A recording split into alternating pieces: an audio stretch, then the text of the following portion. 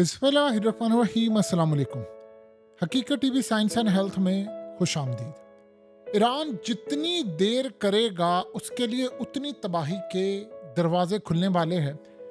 अब ईरान के 1 अरब डॉलर्स के ऑयल टैंकर्स, 18 के करीब ऑयल टैंकर्स, उनको उड़ाने का ऑर्डर जारी कर दिया गया है इजराइल की जानिब से। और उन्होंने कहा है कि जाकर ईरान के 18 के 18 ऑयल टैंकर्स उड़ा दें और ये समंदरों में अब जंग शुरू करने का प्लान है। और इससे वो प्लान कर रहे हैं कि 1 अरब डॉलर का ईरान को नुकसान पहुंचाना है। आपको पता है कि ऑफिशियली ईरान तकरीबन 34-35 अरब डॉलर का तेल बेचता है स्मगलिंग के थ्रू या जिस तरह के थ्रू। आप ये डॉक्यूमेंट्स देखिए, इसराइल ने जारी किए। उन्होंने कहा कि ईरान पूरी दुनिया की आंखों में धूल झोंककर ऐसा बेवकूफ बना रहा था कि आज से पहले हमें नहीं पता था। ईरान पर चूंकि इंटरनेशनल पाबंदियां हैं और वो कह रहे हैं कि हम हैरान हैं कि ऐसे अपना मिसाइल प्रोग्राम बना रहा है, चीजें बना रहा है। ये लड़ाई अब होने वाली है बड़ी। ये क्या होने वाला है? उन्होंने कहा कि ईरान के जो ऑयल टैंकर्स हैं ये असल में जब रेडार, जो इंटरनेशनल सतह पर रेडार सिस्टम होता है, दुनिया के ऊपर पाबंदी लगी होती है कि जी वो फलाने मुल्क से आ रहे हैं, फलाने से आ रहे हैं, तो जब ये लोग पहुंचते हैं तो ये गालिबन इस जगह पर जहां पर इनको ट्रैक किया जाता है, तो वहां पहुंचकर ये अपने ट्रांसपोंडर्स जो होते हैं उनको डिसेबल कर देते हैं, ऑफ कर देते हैं। जो इंटरनेशनल ट्रैकिंग होती है वो इनको पकड़ नहीं पाती। और उसके अलावा कहते हैं कि फिर हमने सैटेलाइट से जो इमेजेस लिया तो हमें पता ही चला कि ईरान अपना जो तेल है वो अनलोड करता है शाम के अंदर। यानी वो असल में कहते हैं कि काम ये कर रहा है कि दुनिया भर के अंदर तेल उसका जाता है। घोस्ट कंपनीज हैं, ऐसी कंपनीज हैं जो असल में जिनका ना कोई पेपर वर्क होता है ना कोई खास कुछ, यानी सिर्फ पेपर पर होती है लेकिन इंटरनेशनल का कोई ऑफिस कुछ नहीं होते। वो तेल दुनिया को बेचती हैं बड़े सस्ते दामों। और वो होते हैं ईरान के, कोई मलेशिया से जा रहा है, कोई इंडोनेशिया से, कोई किसी जगह पर, और वो वहां से ऑपरेट करते हैं। अब असल में इजराइल ने फैसला ये किया है कि उन्होंने जंग छेड़नी है और वो ईरान को चाह रहे हैं कि तुम हमला क्यों नहीं कर रहे हम पर। तो उन्होंने ऑर्डर जारी किया है अपने जहाज़ों को और वो निकल गए हैं कि आप जाकर स्ट्राइक करें, वहां पर तबाह करें इनको। और मुकम्मल तौर पर तबाही के बाद इस सारी सूरत हाल में इस लेवल पर पहुंच जाए कि हमने उनसे बदला लेना है। यानी जहां पर इनके जहाज मिले ईरान के, उनको उड़ा दे वहां पर। और उसके बाद अब गालिबन जो काम अब तक यमन करता आया है वो अब इसराइल ने करना शुरू किया और ये डायरेक्टली ईरान से जंग करने के मुतरादिफ है। देखिए, ईरान अभी तक बहुत सारे मामलात में वो सोच विचार कर रहा है। जाहिर सी बात है, उसको ये है कि मैं रीजनल जंग से भी बचना है। दोहा के अंदर आज लास्ट टॉक्स भी हो रही हैं, वो भी ख़त्म होने वाली है। इस सारे सिनेरियो के अंदर अगर किसी शख्स के दिल और दिमाग में ये बात आ रही है कि नहीं, इसराइल को जंग नहीं करेगा, कोई ऐसा नहीं करेगा, तो वो अपने दिमाग को बड़ी अच्छी तरह क्लियर कर लें। इसराइल ये जंग करने वाला है और ये बड़ी खतरनाक जंग होने वाली है। ये इतनी खतरनाक जंग होने वाली है कि जिसका अब अंदाज़ा नहीं हो सकता कि अब वो डायरेक्टली ईरान के जो ऑयल टैंकर्स हैं उनको उड़ाने के लिए जा रहे हैं।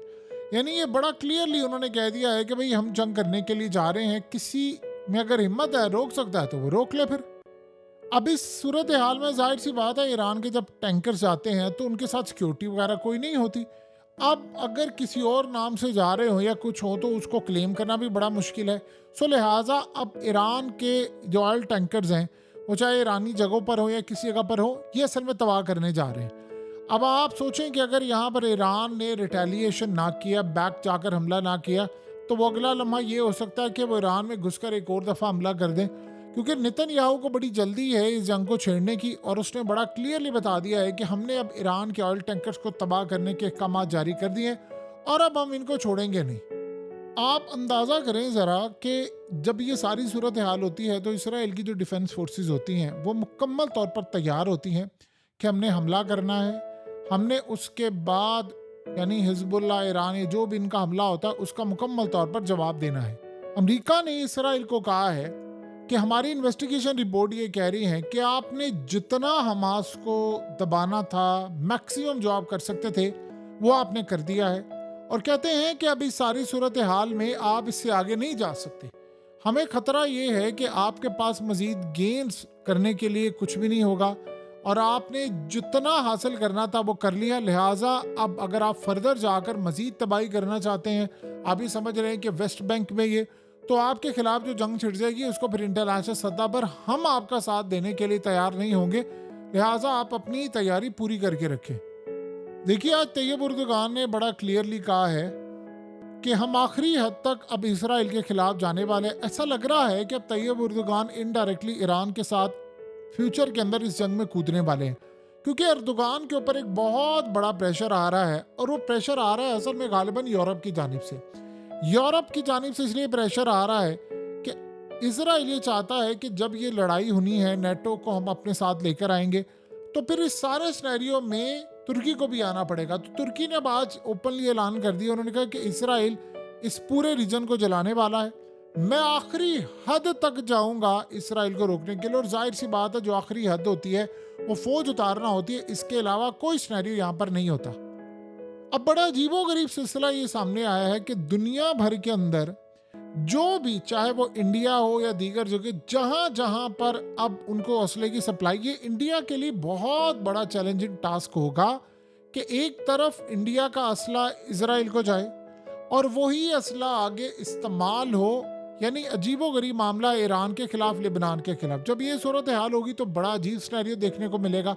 आपको याद है कि रूस ने बड़ा क्लियरली कहा था, ये खास तौर पर इजराइल को, कि आपने अगर यूक्रेन के अंदर कोई भी असला दिया जो हमारे खिलाफ इस्तेमाल हुआ तो आपको इतने भयानक नताज भुगतना पड़ेंगे कि जिसकी इंतहा नहीं। यानी इन्होंने कहा था हम अपने पैट्रियट डिफेंस सिस्टम जो है वो यूक्रेन पहुंचा रहे। तो रूस ने बड़ी धमकी दी थी। अब इंडिया के लिए भी यहाँ पर बैलेंस करना बहुत मुश्किल हो चुका है कि वो ईरान के साथ खड़े हों या इसराइल के साथ खड़े हों। अभी तक उनकी पॉलिसी ये है कि वो दोनों के साथ खड़े हैं, लेकिन आने वाले वक्त के अंदर ये सिनेरियो बिल्कुल बदलने वाला है कि आप अमेरिका के साथ भी खड़े हो, आप रूस के साथ भी खड़े हो, आप ईरान के साथ भी खड़े हो, आप इसराइल के साथ भी खड़े हो, और आप फिर साथ साथ चाइना के साथ भी ताल्लुकात बेहतर करें। ये बड़ी नामुमकिन सी, बड़ी ही अनयूजुअल सी बात होगी। ईरान को एक बात बड़ी अच्छी तरह पता है कि अब ये हमारे ऑयल टैंकर्स तबाह करने के लिए आए हैं। पॉसिबिलिटी है कि ईरान के ऊपर कोई बड़ा साइबर हमला हो जाए, जिससे उनके, कल जो खबर आई थी कि ईरान के सेंट्रल बैंक पर हमला हुआ, पूरा बैंकिंग सिस्टम पैरालाइज हो गया। आपको याद होगा एक दफ़ा पहले भी इन्होंने हमला किया जहाँ पर इनके पेट्रोल पंप्स बंद हो गए थे। तो इसराइल ने असल में यहाँ रुकना नहीं है, वो बार बार एक चीज़ को फर्दर आगे लेकर जा रहे हैं कि चलो आज ये हमला कर ले, कल ये हमला कर ले। वो इंतज़ार कर रहे हैं कि ईरान रिटेलिएशन करे।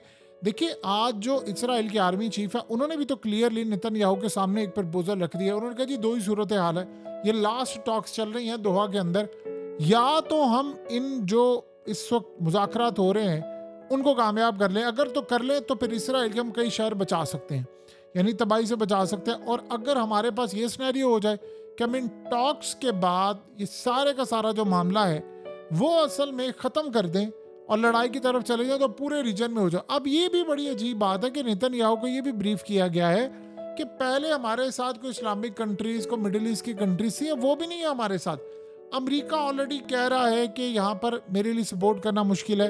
और ट्रंप के आने के जो चांसेस हैं वो जाहिर सी बात है, एक तो सर्वे होता है जो ये टीवी से और मीडिया से करवाते हैं, एक रियल सर्वे ये बता रहा है कि 75 से 80% अवाम उसके साथ है। तो जब अवाम उसके साथ खड़ी हुई है तो वहाँ पर फिर झुर्रू फेरना इंतखाबात के अंदर ये एक बहुत ही अनयूजुअल सी चीज़ है। और वो भी ट्रंप ने जब कह दिया है कि हमारे आने से पहले पहले आप कोशिश करें कि इस जंग को समेटें, तो आप बताएं कि इसराइल के अंदर जो सूरत हाल है वो कैसे उसको मैनेज करेंगे। अब लेट से सारा कुछ करने के बाद जंगें छेड़ने के बाद ईरान इसराइल, ये एक बात तो तय है कि ट्रंप के आने से पहले पहले स्ट्राइक और ये तबाही और जंगें तो पीक पर होंगी। दो ही काम होंगे ना, कि या तो ईरान अब हमला कर देगा जो कि उसने करना नहीं करेगा, तो फिर इसराइल हमला कर देगा। तो ट्रंप को अगर आने से रोका जाएगा या वो आ जाता है तो उसके सामने जंग रखी जाएगी। वो अगर कहता है कि इसराइल की जंग बंद करे, यूक्रेन की जंग बंद करे, तो बताइए फिर इसराइल कहाँ पर खड़ा होगा।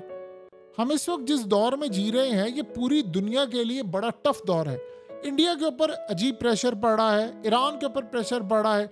अब आप ये सोचें कि यहाँ जिनके टैंकर्स को तबाह करने के लिए जा रहे हैं, नेक्स्ट सिनेरियो ये करने वाले हैं कि अगर ईरान अपने आप को एटमी ताकत डिक्लेयर कर दिए तो वो दुनिया भर को कहेंगे कि आपने ईरान से कोई तेल नहीं लेना, ना इंडिया ले पाएगा, ना चाइना, ना किसी और अगला जो सिनेरियो ये बन रहा है कि जितने ममालिक पर पाबंदियां लगने वाली हैं उनका एक ब्रिक्स का यानी एक बना रहे हैं कि ब्रिक्स के अंदर सारे ममालिक आ जाए और अमेरिका और उनकी पाबंदियों को उठाकर बाहर फेंक दे और अपने ममालिक अपनी पाबंदियां और अपना सब कुछ करें। तो इस सूरत हाल में अगर जितने ममालिक यहाँ पर हो गए, यानी दुनिया 2-3 हिस्सों में तकसीम हो रही है, एक हिस्सा इधर चला जाएगा, एक उधर चला जाएगा, आहिस्ता आहिस्ता अमेरिका, इसराइल और यूरोप के तसल्लुत से बड़ा आज़ाद होना चाह रहा है। सो इस सारी सूरत हाल के अंदर अगले कुछ साल जो है वो बड़े टफ होने जा रहे हैं, और अगर ईरान के इन्होंने 18 ऑयल टैंकर्स तबाह कर दिए तो एक बड़ी लड़ाई होगी। ईरान जितना डिले करता जाएगा रिस्पॉन्स को, उतना इसराइल एग्रेसिव होकर इन पर हमला करने के लिए आगे बढ़ेगा, और ये ही वो सिनेरियो है जो अब तक इनके लिए तबाही का बाइस बन रहा है। हकीकत टीवी साइंस एंड हेल्थ की इस वीडियो के नीचे कमेंट ज़रूर कीजिए, अपनी राय का इजहार ज़रूर करें, और इस वीडियो को हर जगह शेयर करते हुए चैनल को सब्सक्राइब ज़रूर करें।